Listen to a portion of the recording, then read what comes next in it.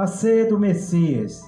Eu li aqui no verso 11 e 17, por quê? Porque lá na frente eu vou ler outro versículo e é necessário que os irmãos já fiquem sabendo por que eu li esse versículo. Porque lá, quando iniciava a ceia do Messias, aconteceu ali disserções. O apóstolo Saul aqui falou, disserções. O que quer dizer? Discordância. Havia ali uma discordância. Olha no verso 18, vamos ler. Porque antes de tudo, ouço que quando vos ajuntais na igreja, há entre vós dissensões, e em parte o creio. O apóstolo aqui está afirmando que ele cria que havia sim dissensões. E até importa que haja entre vós heresias, para que os que são sinceros se manifestem entre vós.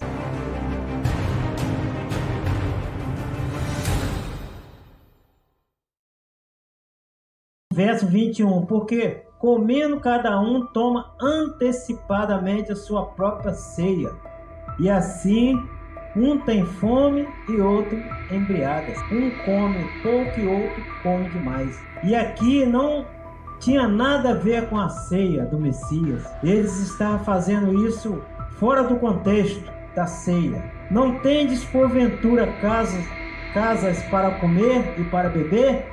Ou desprezais a igreja do Criador e envergonhais os que nada têm? Que vos direi? Louvar-vos-ei. Nisto não vos louvo. Ou seja, o apóstolo Saul não estava aprovando, não aprovou as atitudes deles. Porque e ele continua, porque eu recebi do Messias o que também vos ensinei, que o Messias, na noite em que foi traído, tomou o pão e, tendo dado graça, o partiu e disse: tomai, comei. Isto é o meu corpo, que é partido por vós. Fazei isto em memória de mim. Lembra, irmão, do primeiro estudo? Temos que fazer isso com discernimento. Temos que saber discernir o corpo de Cristo, porque ele fala aqui: tomai e comei, isto é o meu corpo, que é partido por vós. Fazei isto em memória de mim. O apóstolo Saul falou isso aqui. Semelhantemente também, depois de cear, tomou o cálice, dizendo: esse cálice é o novo testamento no meu sangue. Fazei isto todas as vezes que beberdes, em memória de mim. Um novo testamento. Encerrou a Páscoa, foi dado o símbolo, que é o batismo. O partir do pão ficou no lugar da Páscoa, representando o partir do pão, e a ceia do Messias no lugar da Páscoa. Portanto, verso 27, portanto, qualquer que comer este pão ou beber o cálice do Messias indignamente será culpado do corpo e do sangue do Messias. Amados, lembra que eu falei? Temos que saber discernir a participação nossa na ceia do Messias. Examine-se, pois, o homem a si mesmo, e assim coma deste pão e beba deste cálice. E depois, irmãos, o que pode acontecer? Participamos sem discernir o corpo do Messias. Essa Babilônia aí, porta larga, aí não estão nem aí para as ovelhas. Saiu dali, entrou ali, entra e sai do mesmo jeito, porque eles oferecem as coisas boas, as coisas que estão nesse mundo. Examine-se, coma desse pão e beba desse cálice. E no verso 29, porque o que come e bebe indignamente, come e bebe para a sua própria condenação, não discernindo o corpo do Messias. Por isso que eu falei, temos que saber, temos que discernir, para depois não pagarmos o preço. Por isso que eu li aqui, irmãos, o versículo aqui está dizendo, no verso 18, que, antes de tudo, ouço que quando vos ajuntais na igreja, há entre vós disserções. Por que eu li isso aqui? Porque as falsas oliveiras vão falar para vocês que isso aqui não tem nada a ver, porque ali foi um comes e bebe, que não sei o que. Eles vão criar uma parada ali para segurar vocês e carimbá-los para o abismo. Por causa disto, verso 30, há entre vós muitos fracos e doentes e muitos que dormem. Às vezes, irmão, já falei no primeiro estudo, muitas das vezes as ovelhas estão passando por uma dificuldade, um problema difícil na vida dela, mas não estou falando do problema desse mundo. Estou falando um problema espiritual, espiritualmente falando. Elas estão passando uma dificuldade enorme na sua vida, não sabe explicar o motivo. Muitos falam, eu oro, eu converso com o Criador, eu converso com o Messias e nada resolve.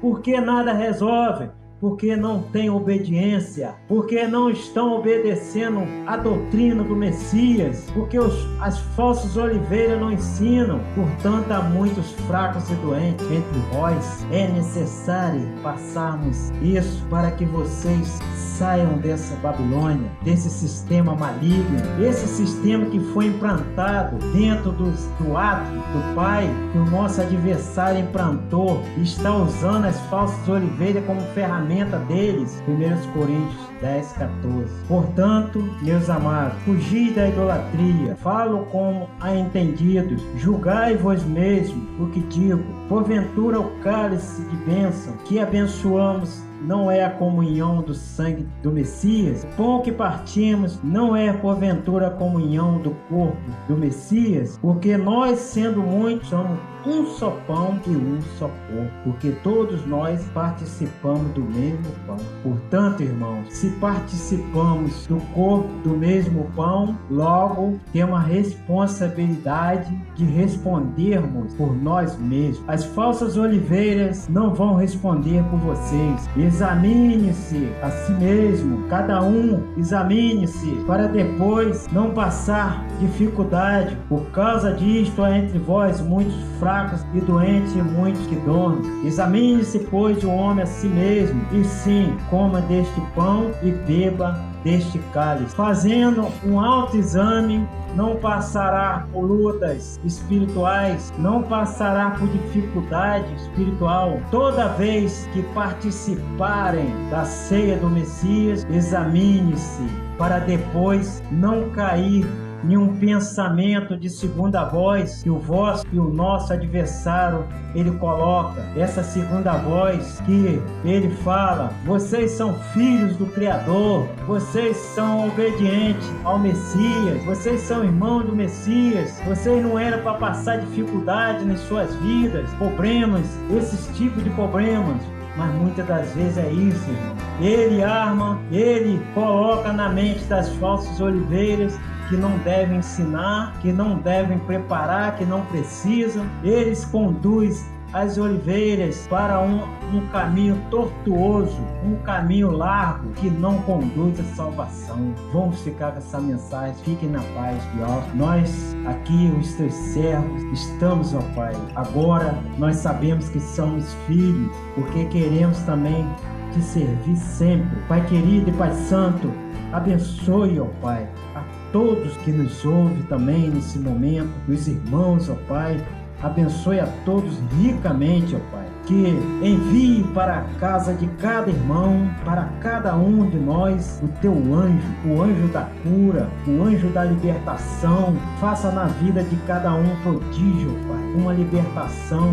Cura-os, liberta-os, porque nós precisamos também, Pai, da cura da alma e da nossa carne. Ajuda-nos a caminhar, ó Pai, na Tua presença, todos os dias, todos os anos, até que venha o Teu Filho. Amém.